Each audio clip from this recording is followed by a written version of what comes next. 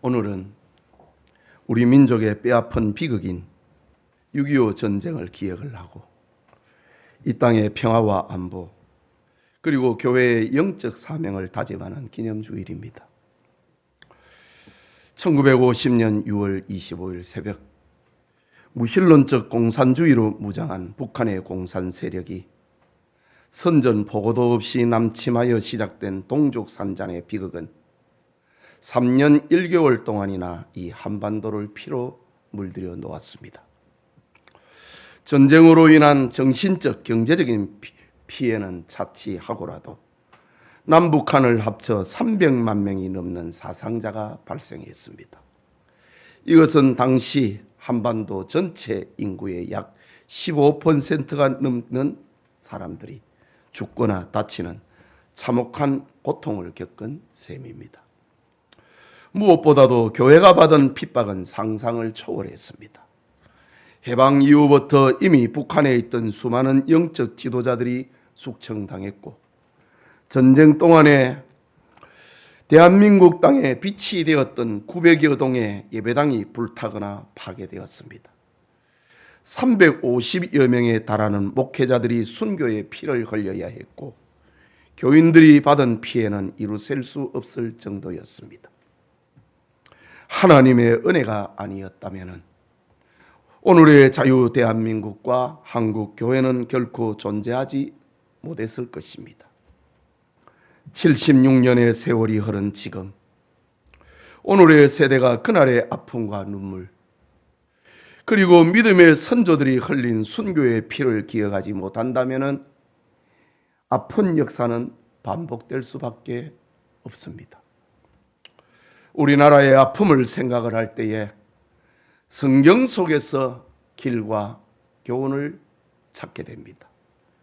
오늘 우리가 읽은 본문은 유다 말기 예루살렘이 바벨론에 의하여 멸망하기 직전에 하나님께서 에스겔 선지자에게 주신 말씀입니다. 강대국들의 사이에 끼어 고통당하고 동족이 나누어 다투었던 이스라엘의 역사는 오늘의 우리의 현실과 너무나 닮아 있습니다. 본문은 유다가 어찌하여 처절한 멸망에 이르게 되었는지 그 이유를 명확하게 고발하고 있는 말씀입니다. 그 시대의 영적 타락상은 오늘의 세속주의에 물들어가는 한국 교회의 현실과 너무나도 흡사하기 때문입니다. 이 시간 무너진 곳을 막는 사람이라는 제목으로 하나님의 말씀 나누고자 합니다. 말씀을 통해서 우리와 우리나라의 영적 현주소를 돌아보고 시대의 위기 속에서 무너진 곳을 막는 사람으로 다시 일어서는 은혜가 우리 중에 임하기를 소원합니다. 먼저 무너져버린 이스라엘의 영적 질서와 하나님 신앙입니다. 읽은 본문의 말씀 25절과 6절을 다시 보면은 그 가운데 선지자들의 반역함이 우는 사자가 음식물을 움킴 같았도다. 그들이 사람의 영혼을 삼켰으며 재산과 보물을 탈취하여 과부를 그 가운데 많게 하였으며 그 제사장들은 내 율법을 범하였으며 나의 성물을 더럽혔으며 거룩함과 속된 것을 구별하지 아니하였으며 부정함과 정한 것을 사람이 구별하게 하지 아니하였으며 그의 눈을 가리어 나의 안식일을 보지 아니하였으므로 내가 그들 가운데 더럽힘을 받았느니라 라고 말씀합니다. 하나님이 이스라엘 백성들 가운데서 더럽힘을 받았다 라고 합니다. 이것이 멸망 직전의 이스라엘의 영적 사회적 상황이었습니다. 즉 에스겔 선지자는 이스라엘 사회를 이끌어가는 지도층과 백성들의 총체적인 영적 타락을 하나님의 법정에 선 증인처럼 준엄하게 고발하고 있는 장면입니다. 그들의 죄를 좀 더 살펴보면 첫째는 선지자들의 반역함이라고 합니다. 여기 반역으로 번역이 되어 있는 히브리 말은 케셰르라는 말인데, 이것은 연약함으로 인한 단순한 실수가 아니고 하나님의 진리를 대적하기 위하여 의도적으로 모의한 불법적 결탁, 악인들과 선지자들이 결탁을 냈다. 그것이 케셰르라는 말입니다. 영혼을 깨워야 할 선지자들이 권력과 결탁하여서 우는 사자가 음식물을 움키고 사람의 영혼을 삼키고 재산과 보물을 탈취하고 과부를 그 가운데 많게 하였다. 많은 가장들을 죽였다 라는 말입니다. 둘째는 제사장들이 율법을 범하였다 라고 합니다. 여기 범하다고 하는 말은 단순한 일탈이 아닙니다. 율법에 대한 반복된 짓밟음을 말하는 것입니다. 이 구절에서 더럽혀졌으며 구별하지 아니하였으며 사람이 구별하게 하지 아니하였으므로 이렇게 연속된 동작이 반복되고 있습니다. 문법적으로 계속적이고 반복적인 형태를, 동작을 나타내는 형태입니다. 범했다, 더럽혔다, 구별하지 아니하였다, 또 사람들로 구별하게 하지 아니하였다. 연속된 제사장들의 죄악입니다. 즉 제사장들의 타락은 어쩌다 한 번 일어난 일탈이 아니라 오랫동안 고질적으로 반복되어 온 깊은 영적 질병이 되었음을 강력하게 고발하고 있는 장면입니다. 즉 거룩한 것과 속된 것을 구별하여 백성들을 성결로 이끌어야 할 제사장들이 자신들의 기득권과 재물을 위하여 율법을 훼손하고 세속을 무분별하게 용납해 버렸다는 죄악입니다. 이런 상황을 박은선 목사님은 에스겔서 주석에서 이렇게 말합니다. 거짓 선지자들은 물질을 탐하고 거짓말로 사람들의 영혼을 죽이는 사자같이 잔인한 자들이 되었고 제사장들은 결탁하여 눈이 어두워진 자들이었으므로 율법과 성별을 파수하는 그 지책을 이행하지 못하였다. 이것이 유다가 멸망한 죄악상이었다 라고 합니다. 다시 말하자면 영적 지도자들의 타락은 단순한 윤리적인 실패가 아니었고 하나님의 나라 존립, 그 기초를 흔드는 가장 무서운 영적인 죄악을 범하였다 라는 말입니다. 그렇다면 이스라엘의 멸망은 외교적인 무능이거나 군사력의 부재력 때문이 아니었다는 말입니다. 신앙의 관점에서 창조주 하나님과의 거룩한 언약을 짓밟은 결과로 그들이 망하게 된 것입니다. 호세아 선지자는 외치기를 그들은 아담처럼 언약을 어기고 거기에서 나를 반역하였느니라. 에덴 동산에서 하나님께서 아담과 언약을 맺었지요.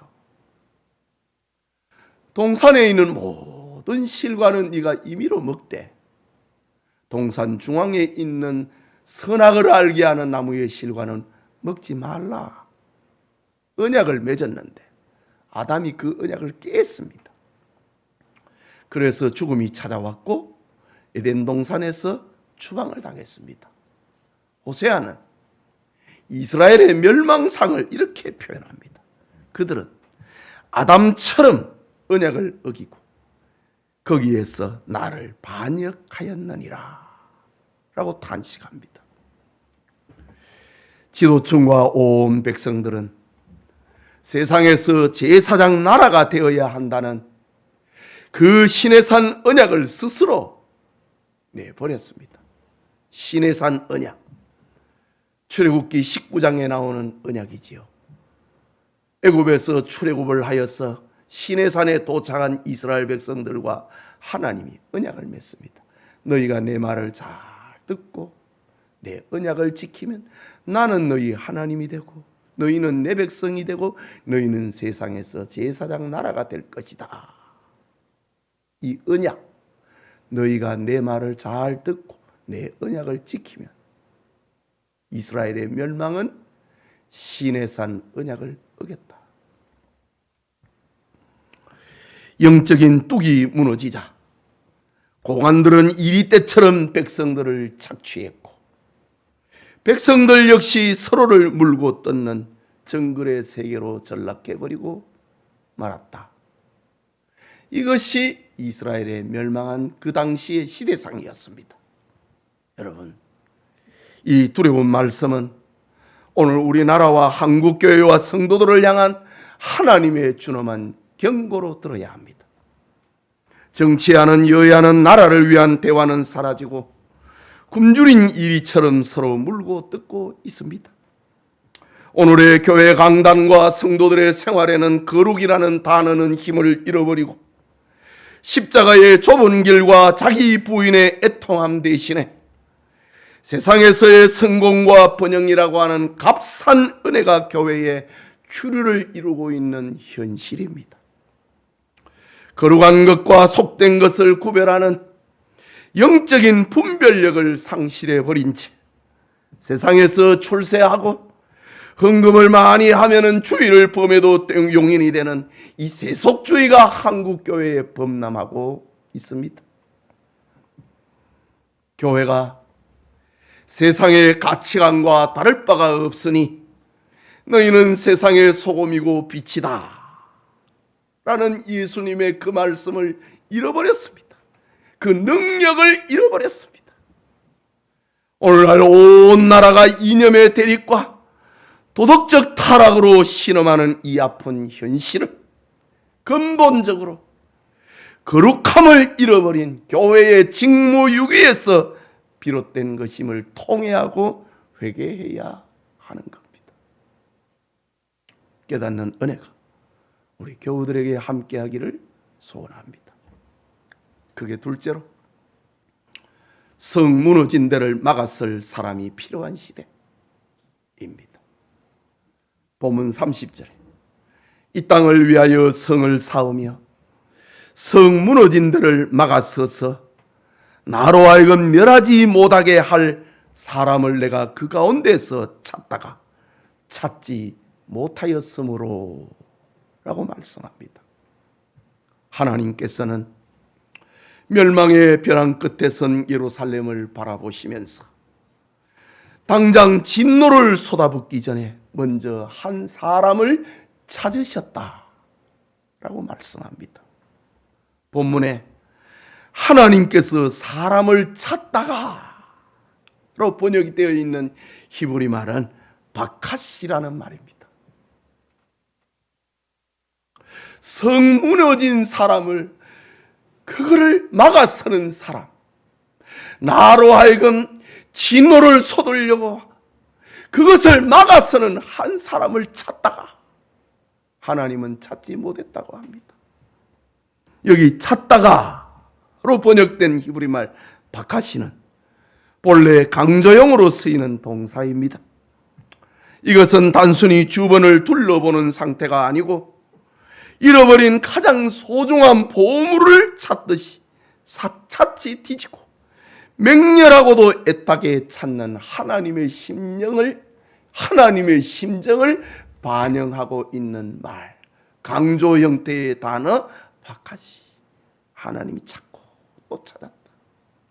여러분이 소중하게 여기는 그 무엇을 잃어버렸을 때, 아니 가장 소중한 것을 잃어버렸을 때, 그 찾기 위해서 얼마나 애타게 이곳저곳을 뒤집니까? 하나님이 성 무너진 데를 막아서서 나로 하여금 멸하지 못하게 할 사람, 그 가운데서 한 사람을 찾다가 찾지 못했다고 합니다.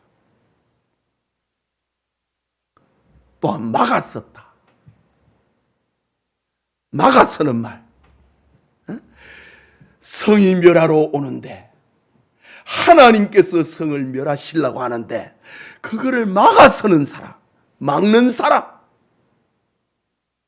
히브리 말로 아마드라는 단어입니다. 이것은 쏟아지는 적의 화살을 대신 맞는 사람을 말합니다. 화살 앞에서도 도망치지 않고 자기 생명을 담보로 굳게 서 있는 결연한 군사의 모습, 이것이 막는 사람, 아마드라는 말입니다. 하나님은 무너진 영적 성벽의 틈새에 서서 하나님의 긍휼을 구하고 기도하는 그 한 사람을 애타게 찾고 기다리셨다는 말입니다. 이런 마음에 대하여서 종교개혁자요 주석가인 칼빈은 그의 주석에서 이렇게 말합니다. 하나님께서 심판을 유보하시기 위하여 단 한 사람을 찾으신다는 사실 그 자체가 그분의 헤아릴 수 없는 자비를 보여주는 동시에 스스로의 힘으로 결코 구원에 이를 수 없는 인간의 전적 타락을 보여주는 장면이다 하고 있습니다. 하나님께서 예루살렘을 멸하고 싶지 않았습니다. 그래서 어디 한 사람이 없는가? 그걸 찾았다. 이것은 하나님의 한없는 자비를 말하는 거다. 반면에 인간의 전적 타락을 말하는 것이다 라고 주석하고 있습니다. 찾다가 찾지 못하였으므로, 막아서는 사람을 찾다가 찾지 못하였으므로, 이 말씀은 죄로 오염된 인간의 힘으로는 그 누구도 하나님의 공의로운 진노를 막아설 수 없게 되었다는 말입니다. 구원론적으로 표현하면은 언약의 성취자로 오신 오직 예수 그리스도만이 십자가에서 자신의 피와 물을 쏟으심으로 하나님과 죄인 사이의 완전한 중보자로 그 틈을 막아선 것입니다. 그래서 사도 바울은 디모데전서 2장 5절에 하나님은 한 분이시요 또 하나님과 사람 사이의 중보자도 한 분이신 곧 사람이신 그리스도 예수라 라고 영광스럽게 선포하고 있는 것입니다. 예수 그리스도야말로 성 무너진 데를 막아서서 우리의 멸망을 막아서신 우리의 유일한 소망이라는 말입니다. 여러분, 1865년에 미국의 소설가 메리 메이푸스 다지의 소설 가운데 한스 브링크라고 하는 작품이 있습니다. 한스 브링크, 사람의 이름이기도 하지만은 소설의 제목이기도 합니다. 네덜란드 하틀럼 지역에 사는 한 소년이 심부름을 다녀오던 중에 바닷물을 막아둔 제방에서 물이 새는 작은 구멍을 발견하게 됩니다. 한스 소년은 구멍이 커져서 마을이 잠기는 것을 막기 위하여 자신의 겉옷과 팔을 구멍에 밀어넣습니다. 소년은 춥고 어두운 밤새 두려움과 고통을 견디며 떡을 지켜냅니다. 다음 날 아침 길을 가던 마을 사람들에 의해 발견되어 마을을 구원했다고 하는 그런 이야기입니다. 예배드리는 성도님, 하나님은 오늘 이 혼탁한 세상과 우리나라 그리고 세속화로 무너져가는 교회를 위하여 영적 팔을 뻗어 진노의 틈을 막아설 한 사람을 찾고 있습니다. 불의와 타협하지 않는 신앙인 한 사람, 눈물로 기도의 자리를 지키는 진실한 성도 한 사람이 세워질 때 하나님의 심판은 거두시고 그 땅을 치료해 주신다고 하는 이야기입니다. 마지막으로 영적 대각성을 위한 신앙 동력자의 연대를 촉구하는 말씀입니다. 31절 말씀. 내가 내 분노를 그들 위에 쏟으며 내 진노의 불로 멸하여 그들을 행위대로 그들 머리 위에 보용하였느니라. 주 여호와의 말씀이니라 고 합니다. 하나님의 간절한 찾으심에도 불구하고 이스라엘 안에는 성 무너진 데를 막았을 한 사람이 없었습니다. 결국 본문은 그들이 처절한 심판과 보응을 받게 되었다는 것을 알려줍니다. 하나님은 내 분노를 그들 위에 쏟으며, 여기 쏟는다, 히브리 말로 샤파크라는 말입니다.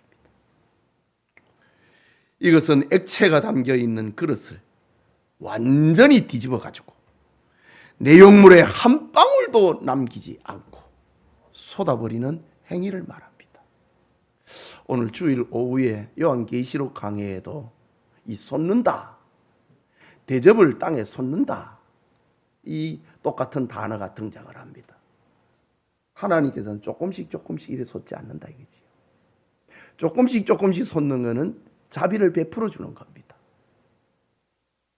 그런데 오늘 성경에 여기 샤파크, 확 부어버렸다. 찾다가 성 무너진 데를 막아서는 한 사람을 찾다가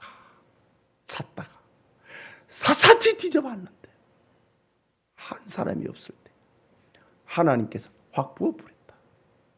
샤파크라는 말입니다. 하나님의 거룩한 진노가 그들의 머리 위에 처절하고도 남김없이 임했다고 하는 무서운 심판을 말하는 겁니다. 하나님이 찾으시는 의인 한 사람이 없어서 멸망한 이 참담한 비극은 역설적으로 의로운 한 사람의 존재가 얼마나 중요한 것인가를 알려주고 있는 동시에 그 한 사람이 굳게 서기 위하여서 필요한 영적 공동체의 중요성을 말하고 있는 메시지입니다. 유명한 신학자 헤르만 바빙크는 언약 공동체의 참된 능력은 고립된 개인의 경건에 무르르는 것이 아니고 유기적으로 연합된 성도들이 세상 속에서 하나님의 통치를 함께 살아내는 데 있다.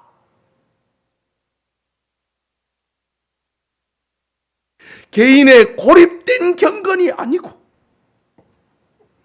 유기적으로 연합된 성도들이 세상 속에서 하나님의 말씀, 하나님의 통치를 함께 살아내는 데 있는 것이다 라고 말했습니다.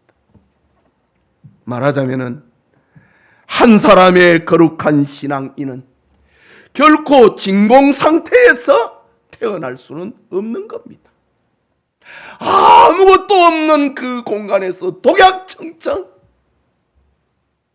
경건을 지키는 사람은 없다는 말이지요.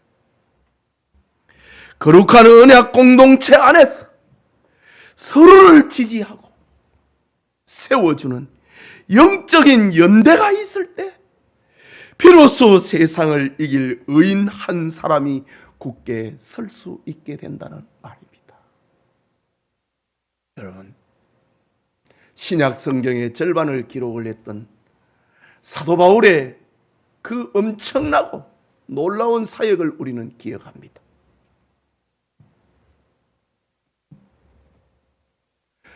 바울이 그렇게 엄청난 사역을 할 수 있었던 것은 바울을 지지해 주는 사람,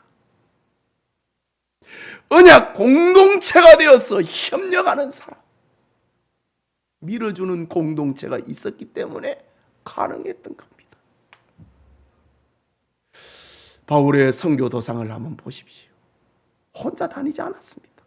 여러 사람이 함께 다녔습니다.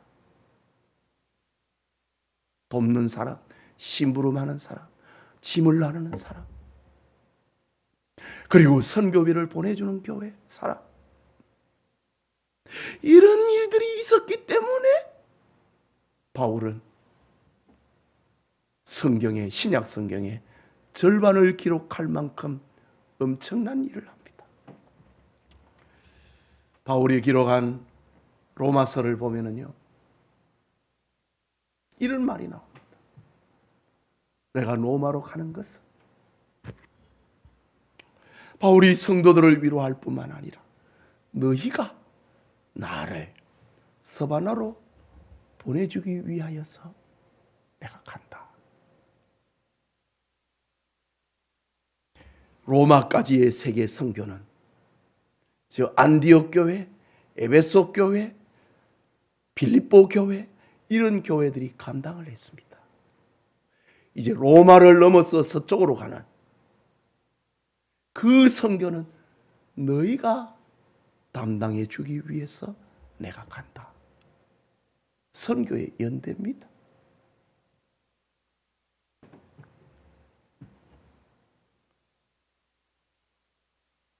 홀로 고립된 신앙은 결코 세상의 거센 바다 앞에서 견딜 수가 없습니다. 이것이 바로 성경이 일관되게 가르치는 남은 자 사상, 그리고 언약 신학의 핵심입니다. 아브라함의 조카 롯은 타락한 소돔성에서 날마다 불법한 행실을 보며 의로운 심령이 상하는 고통을 겪었다고 말합니다. 하지만 롯과 같은 사람이 의인 10명이 소돔에는 없었습니다. 롯과 연대하는 사람이 없었다 이거지. 소돔성은 그 성읍을 변화시킬 최소한의 신앙 동력자, 롯과 함께 연대하여 기도할 의인 10명이 없었기 때문에 망하고 말았습니다. 사위들도 안 믿었는데 그러니 그 성은 망하는 겁니다. 초대교회 성도들을 생각해 보십시오. 극심한 박해 속에서도 모이기를 패하는 어떤 사람들의 습관과 같이 하지 말고 오직 권하여 그날이 가까움을 볼수록 더욱 그리하자. 히브리서 10장 25절의 말씀이지요. 이런 신앙의 연대가 있었기 때문에 환난을 이겨냈던 겁니다.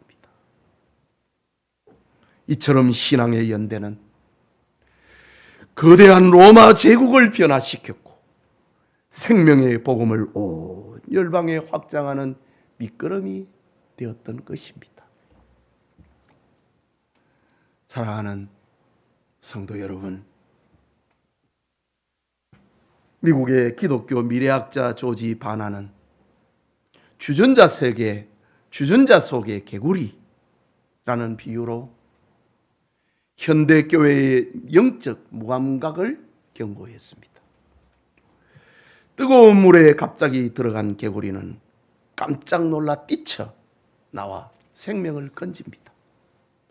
하지만 서서히 가열되는 주전자 속의 개구리는 기분 좋게 헤엄치다가 자신이 죽는 줄도 모르고 서서히 죽는다. 현대교회를 이렇게 진단했습니다. 지금 우리 사회는 서서히 끓어오르는 인본주의와 세속화의 물결에 갇혀서 치명적인 위기를 느끼지 못하는 영적 마비에 빠져 있지 않은지 돌아봐야 합니다. 거짓 민주주의와 축제 분위기에 취하여서 깊은 잠에 빠질 때가 아닙니다. 종말론적인 긴장감을 가지고 지금 당장 깨어나야 합니다. 나부터 뼈를 깎는 애통으로 회개를 시작하고 내 곁에 있는 지체들의 손을 잡아 거룩한 영적 동력자로 함께 일어서야 합니다. 교회 안에서는 세상의 헛된 욕망을 채우려고 하는 어리석음을 버리고 하나님만이 내 영혼과 삶의 온전한 주인이 되시도록 엎드려야 하는 겁니다. 6.25 전쟁 76주년 기념주일에 피 흘려 이 나라와 교회를 지켜낸 믿음의 선조들을 가슴에 새기고 모든 성도님들이 성을 쌓으며 성 무너진 데를 막아서는 사람으로 든든히 세워지기를 주님의 이름으로 축복합니다. 우리 같이 기도합시다. 말씀을 생각하고. 역사는 반복된다 라고 역사학자 토인비 교수는 그렇게 말을 했습니다. 과거를 잊어버리면 그 아픔을 반복한다 라는 유명한 말입니다. 우리는 성경을 보면서 우리는 그리하지 말자. 사도 바울이 고린도전서를 기록을 하면서 이스라엘의 그 실패한 역사를 쫙 나열을 합니다. 우리는 그리하지 말자, 우리는 그리하지 말자. 이런 역사를 우리는 반복하지 않도록 우리는 겸손하고 근신하자. 이렇게 했습니다. 성경이 우리에게 말하고 있고 우리의 역사가 일반 은총의 역사인 역사가 우리에게 말을 하고 있다. 깨어서 근신해야 된다. 하나님은 성을 쌓으며 무너진 데를 막아서는 그 한 사람을 찾고 찾으신다.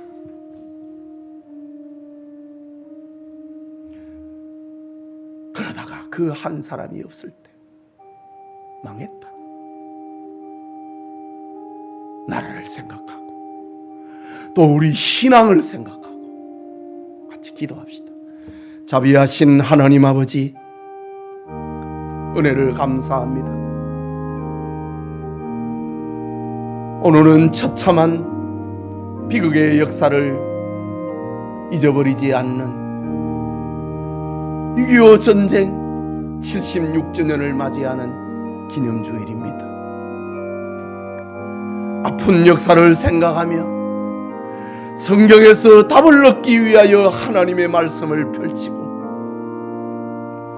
저 유다가 멸망을 했던 에스겔 선지자의 그 시대의 그 장면을 우리의 교훈으로 삼고 오늘 우리의 시대의 성을 쌓으며 그 무너진 데를 막아서는 한 사람이 되기를 원합니다. 그러나 그 한 사람이 서기 위하여서는 많은 사람들이 지지를 해 주어야 되는데 그런 신앙의 동력자 연대감이 있는 이 사회 교회가 될 수 있도록 은혜 베풀어 주시옵소서. 자비하신 하나님 아버지, 은혜를 감사합니다.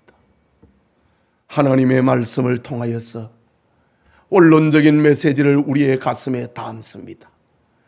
우리 성도들의 심령에 하나님의 말씀이 살아 움직여 성 무너진 데를 막아서는 오늘의 한 사람, 그리고 그 한 사람을 세우기 위하여 연대하는 거룩한 공동체를 만들어가는 교회, 그리고 우리 사회 되게 하여 주시옵소서. 예수님의 이름으로 기도합니다. 아멘.